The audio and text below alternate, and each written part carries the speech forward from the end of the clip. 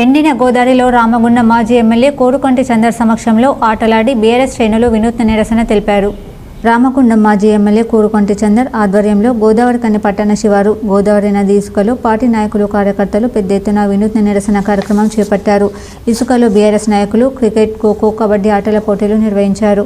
ఈ సందర్భంగా మాజీ ఎమ్మెల్యే కోరుకొంటి చందర్ మాట్లాడుతూ తెలంగాణ తొలి ముఖ్యమంత్రి కేసీఆర్ తెలంగాణ రైతాంగానికి సాగునీరు, ఈ ప్రాంతానికి తాగునీరు అందించాలన్న మహాసంకల్పంతో కాళేశ్వరం ప్రాజెక్టు నిర్మాణం చేసి గోదావరి నదిని నిండుకుండలాగా మార్చి రైతుల కన్నీళ్లు తుడిచారని, కానీ గత 20 నెలల కాంగ్రెస్ పాలనలో తెలంగాణ రైతాంగానికి సాగునీరు అందించక రైతుల కంట నీరు పెట్టిస్తూ రేవంత్ సర్కార్ అరిగోస పెడుతుందని ఆరోపించారు.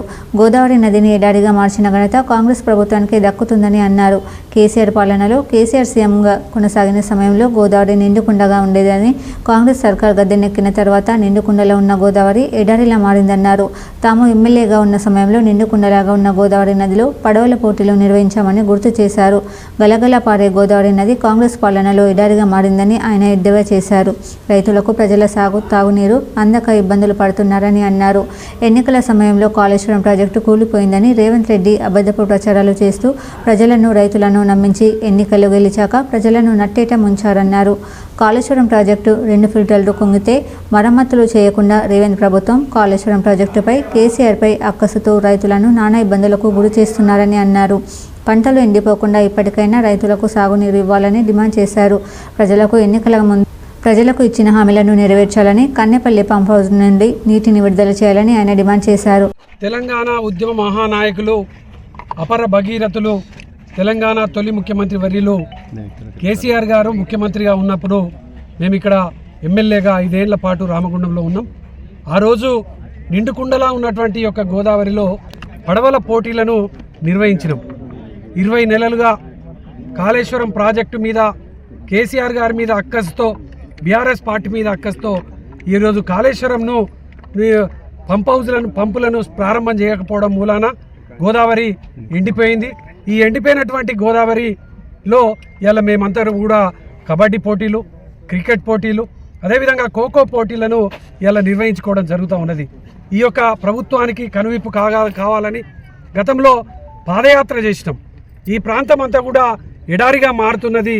కేసీఆర్ గారు ఆలోచనకు అనుగుణంగా ఈ యొక్క ప్రాంతంలో ఉన్నటువంటి ప్రతి ఎకరానికి నీళ్ళు అందించాలనేటువంటి సంకల్పం కొద్దీ కాళేశ్వరం ప్రాజెక్టును నిర్మాణం చేస్తే, ఎన్నికల సమయంలో ఆ యొక్క కాళేశ్వరం ప్రాజెక్టు కూలిపోయింది అని చెప్పేసి అబద్ధపు ప్రచారాలు చెప్పినటువంటి ఈ యొక్క కాంగ్రెస్ పార్టీ, ఈ యొక్క రేవంత్ రెడ్డి ఈరోజు ఆ అబద్ధాన్ని నిజంగా చూపించడం కోసం 20 నెలలుగా ఈ గోదావరిని ఎండబెట్టిండ్రు.